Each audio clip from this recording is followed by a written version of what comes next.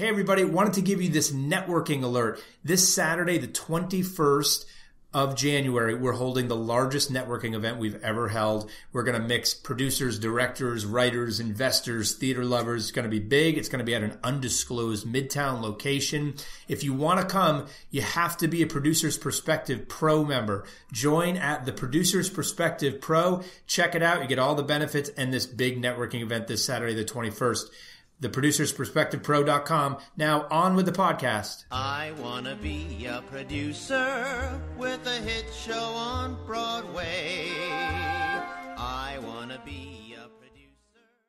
Hello, everybody. Welcome back to the podcast. I am Ken Davenport. This is the Producer's Perspective podcast, and I am pleased to welcome as my guest today, Tony Award-winning set designer and the guy with the coolest name on Broadway, Beowulf Boritt. Welcome, Beowulf. Hi, how are you?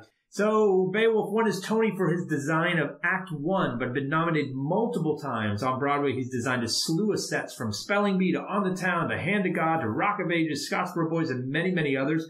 Off-Broadway, get this, designed over 100 shows. That true? That's true. Amazing. At this rate, he could do like 1,000 shows before he gets his Lifetime Achievement Award someday. This season, he's got the new musicals of A Bronx Tale, which is open and selling tons of tickets on Broadway. Right now, Come From Away coming up this spring, as well as a surprise this spring of Sunday in the Park, that transfer. Also, I was watching TV when I was on my holiday break, and there he popped up on a new commercial for Microsoft, which is awesome. So, Beowulf, tell me, when did you get hit by the theater bug? When did that happen for you? I think in high school, I guess, maybe junior high, somewhere in there. I was always kind of an artsy kid, and at some point I think we did The Lion, the Witch, and the Wardrobe as a school play. And it's somewhat at my instigation with a couple of my friends who liked the book, and we, for some reason, thought we should do a play of it. And they did when we were in third grade. And I got to play Aslan, and I had a big cardboard mane stuck around my head. And I'm sure it was awful, but it was very fun. So that's the first time I remember being in a play. And did you perform for years after that? Did that give you the acting bug? I did a little bit, yeah. Around the same time, actually even about that same age, actually, we lived in Memphis. My mother used to sing in the chorus of the Memphis Opera, and she would take me to dress rehearsals. And this story I tell a lot, but I remember going backstage she took me backstage at the intermission of Verdi's Macbeth. And the set was these big, like, Stonehenge-y rocks. And I watched this guy come out on stage and just push this boulder that was 40 feet tall across the stage by himself. And I was flabbergasted by it. And it definitely had some kind of impact. And I remember it vividly to this day. But it was my first kind of notice of set design, maybe. And so through high school, I kept performing in things. I did summer stock one summer at a little theater in Gettysburg, Pennsylvania, where we lived at that point. And that was the first time I was acted as like an intern in the plays and, played third guard from the right kind of thing. But I also worked in the shop, and there was a set designer, and I sort of became aware of that as a possible thing that one could do in life. I don't think I was quite aware of it as a job before that. So somewhere in there, I think, is where I started thinking, I maybe want to do this. I liked theater, and I enjoyed acting, but I don't think I ever had any illusions about being a great actor. And I acted in plays in college, and I even spent a couple summers in Gettysburg working for the National Park Service playing Civil War soldiers, where I would be in character and go do a walk and, I'm Edward Speed from North Carolina, and, take people out around the battlefield that way. But I never seriously considered pursuing acting. But at some point, I realized that set design was something I really wanted to do. What's the first step? So you have that realization. I'm sure a lot of people out there are starting to realize, even for themselves, something. What do you say? Okay, what do you do first? I thought I was going to be a set design professor. And so I just thought I would study it in college and get a master's degree and go teach somewhere. What I really did first is once I realized I was interested in it, I was still in high school, and I went to the woman who ran the English department in my high school and said I want to design the set for the school play, and they let me do it. And I did a couple of those while I was in high school, and they even hired me for a year after I was out of school to come back and design their spring musical for them. And that was sort of my first experience doing it, really. What was the play? Barefoot in the Park was the first thing I ever designed. And were you an artist before this? Could you draw well? Yeah, I love to draw. What's interesting? I drew obsessively. I was a big dorky Lord of the Rings fan and still am. And my parents' kitchen when I was a little kid was just covered with pictures of the entire Lord of the Rings illustrated in magic marker. And my parents were very patient about letting me put them up everywhere. Oddly, I can draw okay. I've never been brilliant that way. I've always been more sort of sculpturally, technically able to do things. And I used to, as a kid also, like, my parents gave over a series of shelves in their den where I was allowed to do little dioramas with blocks and Playmobil people and stuff like that. It was, again, usually the Lord of the Rings was what I was making dioramas of. But that's sort of the first time I probably started making little set designs. But what always, I think, fascinated me about it was the storytelling part of it more than the design part. I'd been visually oriented, and so telling a story visually was what was interesting to me. And I think what I started to realize over the years is that I sculpturally could express what I was trying to express better, and that I loved real people being in there telling the story and like letting the story come to life. And so I always sort of come at things from that angle, I think. And I am visually oriented, but I've never been a great visual artist, and I used to try to like make myself go out and paint every day or something to just, to practice it. And I never enjoyed it very much. So it didn't stick. Occasionally I was in Spain once for 10 days and I said, I'm going to do a watercolor a day for 10 days. And I did, and they were okay, but I don't think I've ever done that since. I just don't enjoy the act of visual creation on its own enough to make that something I want to do. So you went to school thinking you would teach it someday. What made you decide that, oh, you know what, I'm going to actually do this? How did that happen? My college set design professor encouraged me to go to NYU, and I got in and did, and that brought me into New York, and that was probably pivotal for me. NYU, the design program there was, you were not allowed to confess that you had any desire to be a teacher. It was purely a pre-professional. You're supposed to want to be a Broadway designer if you're going there. And plenty of people go on from there to teach and do any number of other things. But at least when I was there, it felt like if you admitted to anyone that you thought you were going to be a teacher, they'd just kick you out of the program right away. And so I kept it to myself, but I also, while I was there, I got a little sick of just making paper projects and not actually doing theater. And so I started looking around for something to just scratch that itch. And within 6 months of coming to New York, I got a job at a place called the Belmont Italian-American Playhouse in the South Bronx that doesn't exist anymore. But they were looking for a costume designer for Titus Andronicus. And I thought, well, I love Shakespeare. Let me do this. And it was opening in 10 days. And I had $200 or something to costume Titus Andronicus. But I did it. And then they asked me to come back and do their next show and their next show. And that led to other things in the way that a theater career kind of branches out. By the time I got out of graduate school, I actually had designed a lot of off-Broadway shows and knew a lot of people. And I was like, okay, well, let me stick around New York for a while and just, keep doing this. This is fun. And I'll apply for teaching jobs. And when something comes along, I'll go do that. And it was a few years later that I think a teaching opportunity finally came up. And my then girlfriend, now wife, Mimi Belinsky, was like, what the hell are you doing? Stay here and do this. You don't need to go there and do that. And probably that was really a turning point. She got really mad at me at the thought that I might go do this. And so I didn't. And, things, with a lot of luck, things kind of just progressed. Had you designed costumes before? I did. I used to do both all the time. And I think I maybe even did clothes before I did scenery in college because there were two design professors who did sets and only one who did costumes, so there were more opportunities there. And I used to do both a lot. At some point in the early 2000s, I was doing, my 60th off-Broadway show with a $2,000 costume budget and trekking down to TJ Maxx for the 100th time that week to try to costume a show where all the actors were mad that it wasn't Armani, and it was making me angry. I was frustrated by the sort of the monotony of it. I was doing a lot of modern dress shows that didn't really interest me.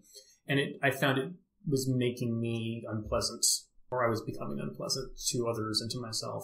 And at some point after a particularly rough show, I just said, you know what, I'm not going to do clothes anymore. And I stopped for about 5 years. I didn't design costumes at all.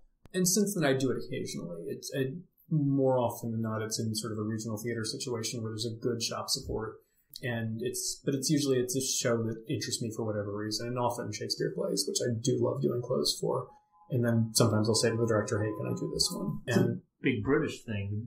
Yeah. I like doing it. I really do. It's just you need the logistical support to make it possible. And I don't know. I'd love to do clothes on Broadway someday. I've never done it, and I don't think I've ever had a play come along where there either wasn't a costume designer already attached or that seemed like it would be in my wheelhouse. There's a lot of stuff that I just know I wouldn't be great at, and there are so many great costume designers that, better to have Lydia Murphy Long do it because it'll be better than whatever I can do. But someday I sort of, I don't know, I hope something will come along that I'll be able to say, hey, can I do this one? Because that would be fun to do at least once. I'm taking a note right now. Talk to Wolfie about costumes on a show one day. What's your process for designing a set? First thing you do, I call you and say, hey, I want you to think about designing the set for me. Yeah. What do you do first, and what's the process? Almost always, I read it first. I sit down. I try to do it like on a Sunday morning when the phone's not going to be ringing, no one's going to bug me, and preferably before my wife's gotten out of bed, so the apartment's quiet, nothing's going on. I'll get a cup of coffee and sit down with a script and just read it straight through once. And if it's a show that I already know, then it's a little different. But even if it's a show I know well, I try to do that and just kind of experience it as literature once. Just see what pops into my head, try not to put any particular pressure on myself, and just let free associate, see what happens. And maybe take a couple of notes based on that, but kind of just impressions and not really practical things. I try not to worry about, oh, we need a door here or a staircase there or those kind of things.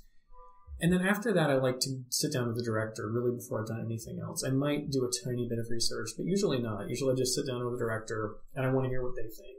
Because that, to me, is really it's what drives every production, is what the director's take on it is. And sometimes it'll be something clear, and sometimes it won't be. But, usually an hour or so of just kind of chatting about it. Like, what do you think it's about? What's important? What do you want to emphasize? And I'm not interested in, again, like, oh, I think the wall should be green, or we need a picture of the father over here, or whatever. Like, that kind of stuff, I can read the script later, and it'll either be obvious in the script, or, I don't know, sometimes it is those kind of practical things come into those discussions, but it's usually more tonal. Like, when James and I first talked about Act 1, he had sort of talked about this kind of Nicholas Nickleby construction as a way to do the show, something kind of abstract with levels in it. But the thing he said to me that really landed is he said, I just feel like Mosshart has this youthful energy, and I see him running up and down stairs a lot. And that, in a funny way, actually led to what the set was at the end. Just that, but it was about the energy of the show and the energy of the character more than anything else. More even than stairs. I mean, I'm not sure even stairs were important. It was just, how do you express that kind of crazy energy? And I certainly remember that in my own youth, just like dashing from place to place because I was so excited to get from this to that to whatever. So I do that meeting and sort of talk about those kind of things. And the more kind of thematic and impressionistic that discussion is, the better for me. When a director sits me down and says, I want it to be green and I want a door over here, it usually makes me think it's not going to be a very interesting production because I just don't care about that stuff at that point. Ultimately, those choices are important, but they're not. What I'm trying to get to as a designer, what interests me the most and what's been my best work, I think, is when I can boil the set down to a fairly simple visual idea, whatever it is, that has some kind of thematic relationship to the show. And that's almost always what I'm trying to put on stage. And it's, even though I've done some very big sets and some very complicated sets, they really almost always boil down to kind of a simple kind of literary idea. In Therese Raquin, it was about a girl who's trapped in a cage. Anyway, Bronx Tale is kind of the same thing. It's a kid who's trapped in a neighborhood that is its own little small town in the middle of New York. And it's that pressure cooker of, you live in a place where there's 200 people who know you really well and they know everything you're doing. And that's kind of great and it's kind of horrible. And anytime I can do that, then I kind of know how to design the rest of the set because it starts to answer all of the, should this be red? Should this be blue? If I know the thematic conceit that I'm trying to play with, it starts to answer all those questions for me. And until I know what that is, then I don't know whether it should be red or blue, or, whether it should be realistic or abstract. Another thing that I find has become more and more important to me is, because I do so many sets that are multiple location things, either musicals or plays that are essentially written like musicals or movies or whatever, is getting from place to place is always important. And people often say that Broadway transitions are more important than what the sets are. But shows are so much written like movies now. You've got to get from point A to point B instantly. And that, I keep calling it a transformation of space over time. But it's taking a space, making it from one thing to the next, whether it's going from a living room to a kitchen or one abstraction to another abstraction, getting there in a way that plays into the pace of the show is super important. And sometimes it means things have to happen almost instantly. Sometimes it means you can take a long time to do it. And sometimes it's a balance of both. Sometimes you want a big ponderous set change that's going to last 30 seconds and really have some thematic import if it's landing at a point in the show that needs that kind of punctuation. And sometimes you got to get there instantly. And when we were working out Act 1 and we were continually kind of reconfiguring where the different playing spaces were going to be, we would sort of chart through, like, this series of scenes all needs to flow seamlessly and quickly, and then here there's a beat where it's okay to see certain Mossart go walking around the edge of this turntable, and we're actually going to take 20 seconds to do a big turn to reset back to location A again. But because of the moment in the show, that was okay. Whereas at other points in the show, if you took 30 seconds to do a scene change, it would just kill the pace of the show. Similarly, in Therese Raquin, when we flew in the house for the first time, it was intended to be this big, kind of slow, ponderous, awful scene change that her world is, the light's being blocked out and she's being locked into a cage. And it was at other points in the show, you couldn't have spent 30 seconds on the scene change, but there it was useful to do it. And so that kind of pacing is always really interesting to me. In Grace a few years ago, we had the turntable that was kind of slowly revolving with some doors and windows around it that were revolving either with it or against it, depending on the scene. And a lot of them were these incredibly slow, 20-minute cue where the turntable moves 3 feet in the course of 20 minutes that you almost couldn't see it happening, except that at some point you realized everything was in a different place than it used to be. And we were having some mechanical issues in previous, and we were saying to Jeff Wilson, at some point I was like, oh my God, the turntable's not working. And he's like, how can you tell? How can you tell it's moving? But I sort of had learned to like watch points on the stage to see as things either converged or pulled apart. And over 30 seconds, I could tell if something was moving or not moving, even though I don't think anyone else in the room probably could. I love this idea of the set, of course, telling the story.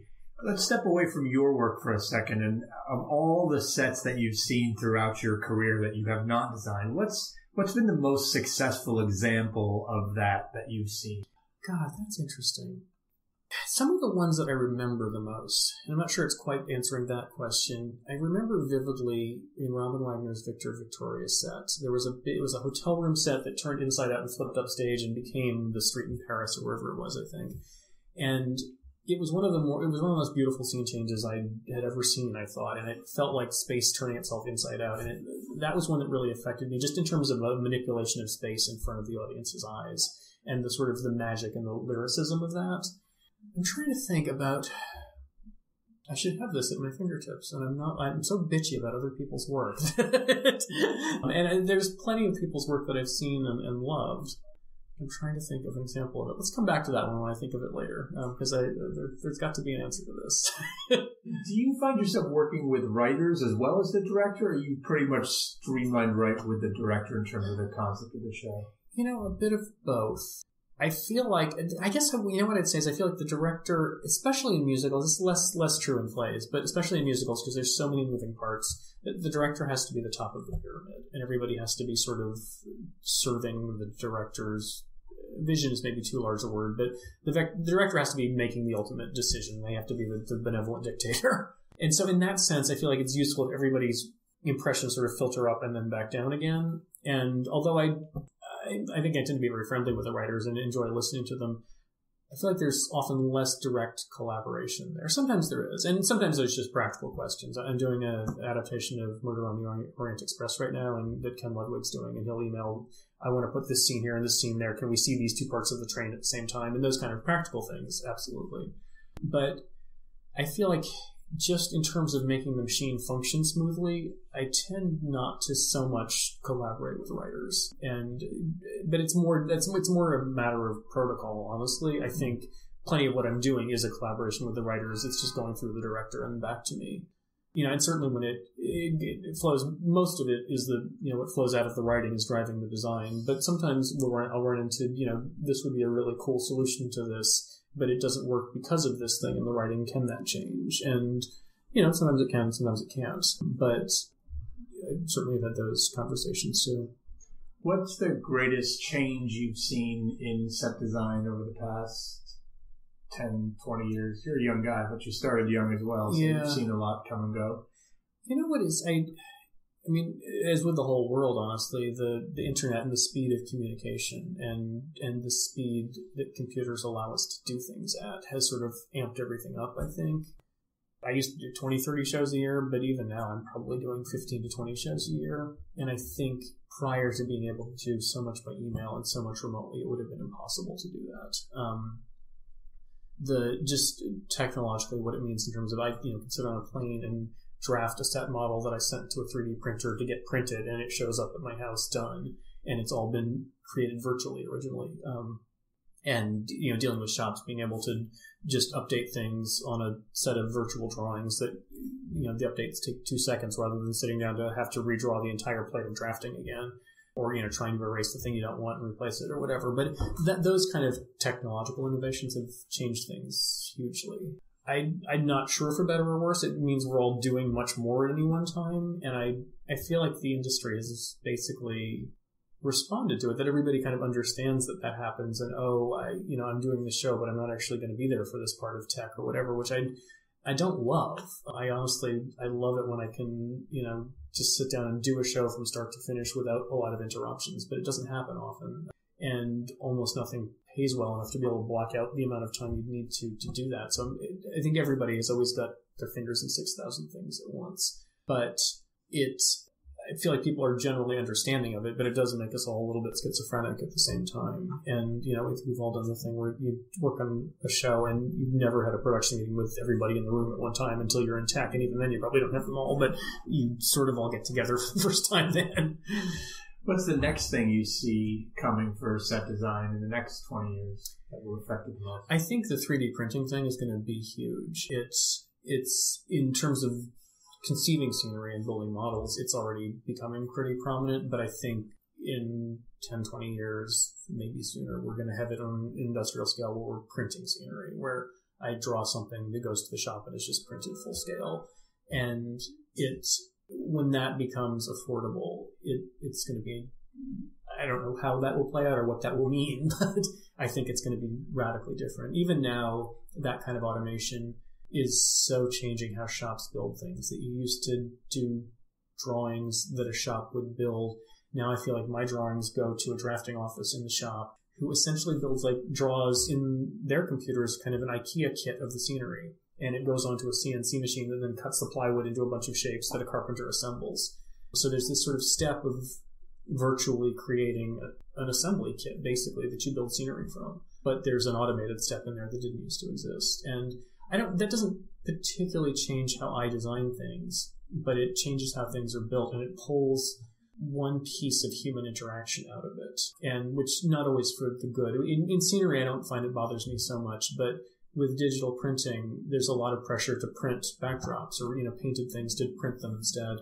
And I often am adamant that I really want a scenic artist involved in it, because that extra step of an artistic hand to take what I did and improve it a little further is really important. If I've got a good scenic, if I've got a bad scenic, then it might as well be printed. But with some of the really good painters that I get to work with, even though I may create the paint elevation in Photoshop or something, and it is a digital thing as it originally exists, I want that human hand added on top of it to give it some life. And Joe Forbes at Scenic Art Studio runs kind of the biggest paint shop around, and I'll discuss with him like what painter should paint this particular thing based on what it is. And there's a woman up there who I love named Irina, who I sort of ask for in everything. And sometimes Joe was like, well, yes, you can have her. No, you can't have her. But also sometimes he'll be like, well, no, this person would really handle this well, and this is who we should have do this one.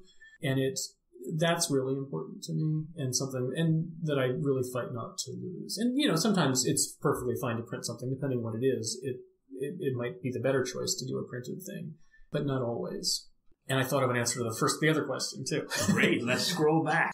One of the sets that I loved the most that I saw recently was for Bright Star, Eugene's set for Bright Star. I sort of loved that whole show. It was sort of non-real, but it had an emotional quality that just... The show was so sentimental, and there was sort of a hardness to the set that I thought was fantastic, that counterpointed sort of the gushiness of the show. And I enjoyed the show very much. I know some people didn't like it. I really loved it. And I found the sort of simplicity of the staging and the abstraction of the staging in conjunction to a kind of a folktale, fairy tale, I really found beautiful, and I loved it.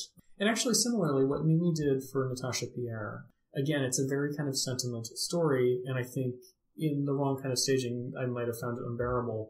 But the way they told the story, I really enjoyed it. The sort of, again, the abstraction of putting it in this club and just the bacchanalia, the whole thing as they've expanded to fill the whole Imperial, I found just kind of exciting and wonderful. And I thought, I'm not the kind of person who would ever want to go to a drunken orgy in a Russian nightclub.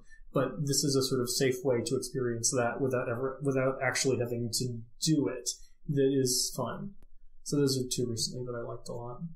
So the old school process of how we get shops to build sets of, we do a model and we have this bid process, right? You get a studio, all the shops come in, you talk them through the set, and then in a week they start saying how much everything's going to cost and you pick a shop. Do you find that to be the most effective way of getting a show built, or is there a way to improve on that? It's a good question. And you know what's interesting is I find, because of who the production managers are right now, I'm trying to think when I last did an honest-to-God bid session. Because I work with either Neil Mazzella or Hilary Blanken so much, and when the two of them are doing it, 9 times out of 10, it's either going to Hudson or PRG. I mean, they will bid the shows, and if their own shops don't come in at a price that the show can afford, then you have a discussion about it. But what I will say that I like about the bid process is it forces everyone to think about streamlining it and how to save some money on it. And since as much as people like to say, I don't want to shackle you with money, just imagine things, it always comes down to money in the end. And I find it a waste of time to not be shackled by knowing what that is, because there's no point in my imagining $1 million set if we've only got $10. And similarly, if you've budgeted $1 million, well, then tell me that, and I'll design something that's really fantastic that takes advantage of that and not do the simple $10 version because I don't think I can do anything more. And, most of the time at the end of the process, I come in over budget and I have to cut some scenery, but not always. I both come from away, and Sunday in the Park came in under budget on the first round, shockingly. And I'm loath to admit it because it'll probably never happen again. And both are very simple sets, and intentionally so. But I didn't feel a pressure to expand the set to fill the budget. And, and the production will use that money on something else. But I'll design the set that I think is appropriate for the show, but I also won't be stupid about it. If there's $10, I'll try to design about a $10 set. But I think the bid process is kind of helpful in just keeping everyone honest. That if you know that someone else is going to do it, if you bid too much, it makes you try to streamline it and figure out smart ways of keeping things cheap. The only caveat to that is every so often there will be some lowball bid from someplace that I just don't think can actually do it. And then I want the producer and the general manager to be open to that discussion. But barring that, if you're dealing with sort of the established New York area shops, either the union ones or the non-union ones, I've worked with all of them enough that I have a sense of who's good at what and who I trust to do what and who might be the best person for this particular job, because they're all different. What they need is all going to be different from show to show. You talk about a $10 set or $1 million set. Is there a minimum, though? I think one of the challenges for producers anyway, speaking for myself, is we often don't know. Well, sure, I've been doing this for a long time and I have an idea of what things cost. It's hard for me to say, this show should be X. Yeah. If I said to you, look, what's the minimum you can do a Broadway show for? Is there look, you really can't build a show that a Broadway audience wants to see for less than this much money because of the way the industry works? It's so interesting. I honestly don't know that I have an answer for that. I would have said that number was about $250,000, that is a very constraining lowball number. But Sunday in the Park is going to cost less than that. Scottsboro was actually cost less than that. It's a beautiful set, too. Thanks. Yeah, and but Sunday in the Park we're conceiving as essentially a no-set production. There is going to be a set there, but it is sort of trying to not be there. And Scottsboro was similar. It was the idea was that there was nothing there but 9 chairs, and there were a few more things than 9 chairs there, but not much more. So but this is what's hard is if the conceit of the production is that, then you sometimes can do it quite cheaply. But until you figured that out, I think it's hard for you guys to put a number on it, because you could have a fairly simple idea that. And I've done plenty of them, things that were fairly simple sets that still cost several $100,000 on Broadway, and not because they were being overpriced or over anything. The only other thing that I will say, but I don't know that it really answers the question, is the old cliche of time, make it cheap, make it fast, make it good, pick 2, is true. And that if I get to design a show 18 months out or a year out, and we can start the process really early, then I can often get a lot more for a lot less money. And the tricky thing with it on Broadway is you don't know what theater you're going into, and that's what always throws a wrench in the gears. And, with Bronx Tale, we ran into a set that suddenly was fitting into a playhouse, and we had to do all sorts of crazy things to get it in the door and make it work. And that kind of thing happens all the time. But on Act 1 at Lincoln Center, where we knew a year and a half ahead of time we were going into the Beaumont on this day, James and I sort of came up with an idea for the set that I knew we couldn't afford. And we sort of went through the process of explaining it to Andre and explaining it to Lincoln Center, and they were all a little dubious, but we said, let us do this, let us bid it out, and if there's absolutely no way we can do it, then there's still time for us to think of a new idea. And we did it, and we actually didn't even bid the show, we just went straight to Show Motion, because they had a good relationship with Lincoln Center. Jeff Hamlin, who was the production manager at the time, said, let's just go to them, let's work with them and see if they can build this for the money that we've got. And it was about a 2-month process of back and forth, and we shrunk a couple things down, and I had actually made a couple assumptions of things I thought would be cheap that turned out not to be, and we changed those ideas around. But at the end of that time, we came out with exactly what I wanted for the money that we had available. And 9 months before the show was supposed to load in, we had a deal with a shop to build it. And, and I think for them, it was less than it would have cost if they had to do that at the last minute. But they then knew every time they had a down week and they would have had to lay people off, they could put them to work on a piece of this or whatever, prep it over time. And it really does pay dividends. I had the same thing happen to me at City Ballet when I did a show there, that we bid it out way ahead of time, and we got a lot more scenery for a lot less money for the same reason, that people could just put it on the floor when they had a minute to work on it. And there was no overtime and there was no rushing to get it done. And you didn't have to, rush order things. All Broadway works in such a last minute panic all the time that what we think of as the base cost for things is driven up by a lot of overtime and a lot of rush, this, that, and the other thing. And when you can pull that out of it and give the shop some time to think it through and think, oh, well, I was going to do this, but I can do this instead and it'll be cheaper, you can start saving money there. And it always makes me happy because then I get what I want. It doesn't cost a fortune and it actually can work out. Now, sooner or later, this is going to not work for me. But in theaters where I know I'm going into a specific theater, I've had good luck with that. That's a super pearl of wisdom there, and big actionable takeaway to just hire your set designer early and get that thing done early, and you'll save money. It sounds like you come up with a better product at the same time as well. I often try to, when shows are workshopping, if I've got some time with the director, if I can get hired ahead of time and, given a little money to get things going so that we can sort of design a set before the show workshops, it affects everything throughout. At John Rando, I do that a lot. And the set may not even really stay the same as that as the thing goes forward, but at least when he's workshopping it, he's trying out some ideas. And yes, this is enough space. No, it isn't. Whatever. Those kind of things you get to sort out there and know them. And you're not guessing at it when you suddenly end up on stage on the Broadway show. Biggest misconception producers have about the set design process? Something that you would love to say to them all if they were in a room at the same time? God, that's interesting. Again, honestly, the time thing is probably the biggest thing that I feel like, and we all do this a little bit, that we assume, I'm just going to wait to pull the trigger and then I'm going to call so-and-so on March 1st and get them going on March 2nd. And none of our lives work that way. And if it's a big enough project, maybe you'll push everything else out of the way to deal with it. But more often than not, it just leads to rushing and not being ready. The time is really, it's the biggest kind of free thing that I can offer up. That the same way I was saying, if a shop knows something ahead of time, they've got time to plan it out. Same thing for me. When I have a down week between two things, I can work on your show and figure it out if I've got more time on it. And being brought in at the last minute, it isn't always bad, but the more time I've got to sort of think about things, the better. So I think that's the biggest thing I would say. And I do it myself too. I'll call my props person and say, hey, can you do this show? We need you to start tomorrow. And they're like, well, no, I took another job because of whatever. And, or my assistants or whatever. We all kind of do that, when I want this person, they're going to be there. But in fact, they're maybe not. And the more you can give people a heads up on things, the better. But again, it's hard because Broadway is everything is so last minute all the time that it's tricky.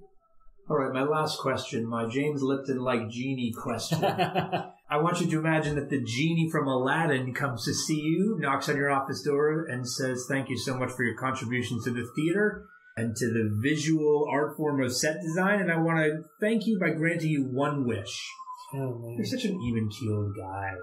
I want you to imagine, think about what makes you so angry and mad that would have you jumping up and down and throwing your computer and your CAD drawings out the window, that you'd ask this genie to change about Broadway with that one wish. Yeah, just Broadway, though. It can't be anything about it could be President of the United States or anything like that. No politics. Okay. No politics. Okay. That's a totally different podcast. Yeah.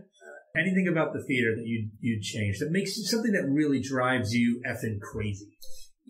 Honestly, the thing that makes me the most crazy is it does all come back to money. It's when I'm trying to figure out how to get a show in within a time frame or a budget frame, and suddenly someone changes the goalposts on me. Oh, X changed, and we thought you had this much money, and you now have this much money, less money. It's always when money goes down is when it makes me crazy. When it goes up, it doesn't bother me. But it honestly is just being lied to in the theater. It makes me nuts. And I feel like in general, people do theater because they like it, and for the most part, we're all people who are interested in putting on good art, and we all have slightly different things we want. But when I'm fighting with a general manager about money, I understand that it is their job to get the show in under budget, and that if they don't do that, the show will not run, and that has to happen, and that no matter how much money I might want for the set, they can't give it to me necessarily because it will make the whole house of cards fall down. So that part of it I understand. What makes me nuts is when I think I've got X pot of money and suddenly it turns into something different. Or this happens to me less because the one thing I will say that a Tony Award grants you is the ability to be a little bit of a dick about things and say, no, tell me what the budget is. Don't tell me to go design in a cloud. But where I have to guess at what the budget is makes me kind of crazy too. It just feels like a waste of time.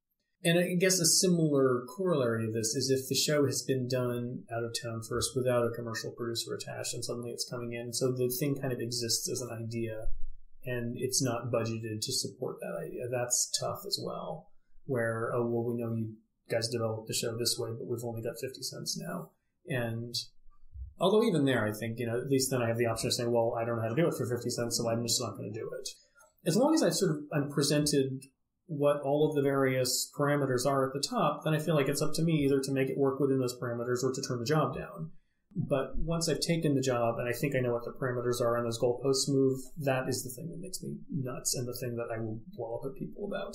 And I am mostly even-tempered, I think, but the people I've worked with who've seen me lose my shit and go kicking things and throwing things and screaming like a baby, it's almost always about something like that.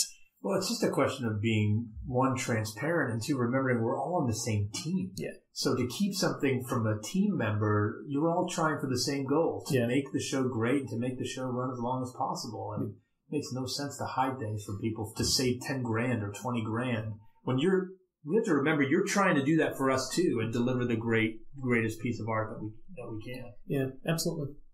All right. Well, thank you so much for that answer. Thank you so much for all that you do for the theater and your beautiful work. Thanks for joining us here today. Thanks for having me. It was fun and good to see you. Good to see you as well. And we will see and you will hear me next time on the Producer's Perspective podcast. Thanks so much for listening. Don't forget to subscribe. I hope to see you this Saturday at the Producer's Perspective Pro networking event. Join at theproducersperspectivepro.com today. We'll see you this Saturday on the 21st.